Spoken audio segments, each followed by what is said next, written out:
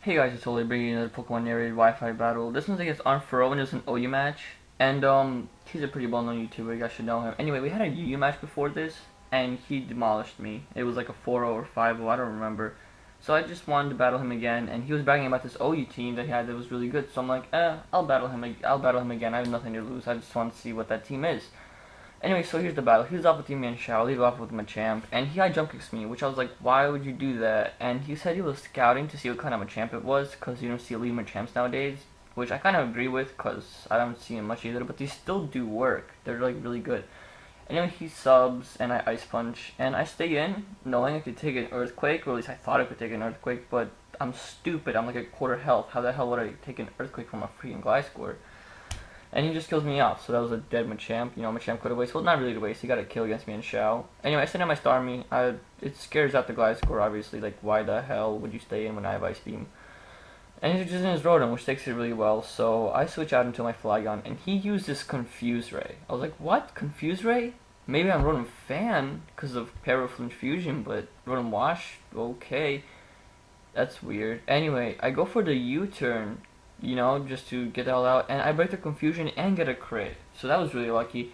And I thought that crit didn't matter in the initially in the match, but it did because that Rotom could actually live more.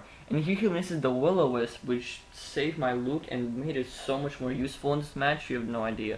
So he sent in his Gliscor, and I high jump kick, and it did like more than a fourth. So that's really useful information because now I can break his subs, you know, knowing that I can break his subs, and that'll be useful later on too. You'll see how that plays out. Anyway, he subs, and I switch in my Immense, I don't know why, but I protect, because to scout if he has Ice Fang or Toxic, because the sub Gliscors usually have Toxic, but he has Ice Fang, so I thought that was weird. And now he just Ice Fangs me, you know, Starmie can take it like a boss, and it obviously did. So I Ice Beam just to break the sub. I know I can take an Earthquake because Starmie is decent bulk. Like decent, I think it's like base 70, so it can live a hit or two. And he Earthquakes me, it does like about half, so obviously I knew I can kill it off. So here I go for the Hydro Pump, predicting a Rotom or his Heatran just to come in. Because Hydro Pump would do a lot to Rotom, and Heatran, you know, it's like about to gonna die from a Hydro Pump. I mean, it lived, but doesn't really matter. He protects, I T-Volt, you know, just to wants to get lots of recovery. I don't think that was really necessary. It would die anyway. And just Hydro Pump to kill it off. Thank God I don't miss any of these. I never tend to miss Hydro Pumps or Fire Blasts. That's awesome, but I always miss High Jump Kick. God, that's so annoying. Anyway, I go into my Heatran, predicting a Thunderbolt, because, you know, fear the Thunderbolt, because Starmie can't do anything to Rotom, and he predicts the switch and goes for Hydro Pump. So we both had a really good switch on Heatran. So anyway, with the leftover recovery, I knew I could live another Hydro Pump. And I do with 6 HP, so I just go for the Stealth. I think I actually got more damage on it than the first Hydro Pump. Huh, what does it make a difference? I get the Rock stuff, and that's all Heatran was really useful for in this match. Because I don't think Heatran would do good against this anyone on this team. Like, there's one poke, but it doesn't really make a difference. So yeah, I just sack my Heatran and let it die, and I send in my Lucario. I go for the high jump kick, and he switches in his Gliscor, and anyway, it still do a lot of damage. It actually, I think, does more than Crunch or E-Speed, so I just forced to go for the high jump kick. This is Swords Dance Lucario. And here I missed it. Like I said, I tend to miss high jump kicks, but I still do. I still run it on loop. I don't know why. I'm just risky. So now it's just the whole round of me high jump kicking him. By the way, that miss was more of a blessing in disguise, because now he's just going to try to life stall me. If I wouldn't miss, he'd kill me with an EQ, and this would be way different. But he's just trying to life orb stall me, and I keep going for high jump kicks, and here I live the life orb recoil with 1 HP. So I'm like, yes, that's amazing. And he just subs up, you know, he's like no life left. And so I'm just gonna go for another high jump kick, you know, just to break the sub. And yeah, he just, oh yeah, that's your life orb. Then he just uses Ice Fang because he has to do something. Duh, stupid. So anyway, he gets his HP back, and I put in. I switch on my Flygon. I outrage because I did calc, and Stone Edge wouldn't kill if this is a max defense impish, max HP not Flygon, Gliscor. So was forced to use the outrage, and here comes a Shaman. It was HP Ice. I was like, crap!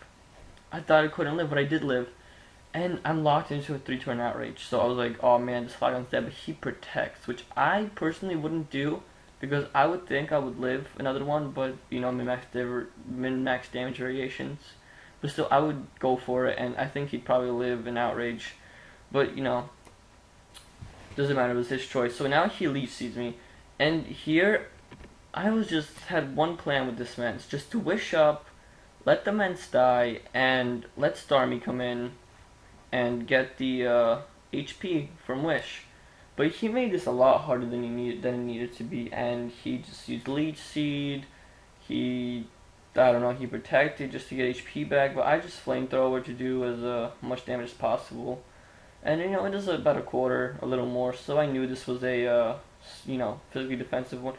Oh, that's okay. I never realized that I got a special defense drop from this Shaman. That makes sense. Okay, this makes sense now. This whole thing makes sense. Anyway, I go for the flamethrower, takes him down below half, and he hidden power ices me. And I thought I could live this, cause you know, Flygon lived it. Why shouldn't Mence? I think Mence even has a higher base special defense. But I died, so I'm like, how did that happen? But now I see that because of the special defense drop, I'm able to live. I died. Yeah, able to live my ass. I died. That makes sense. Okay, that just cleared up a whole thing for me. So anyway, I send out my Starmie just an intention to kill this Shaman.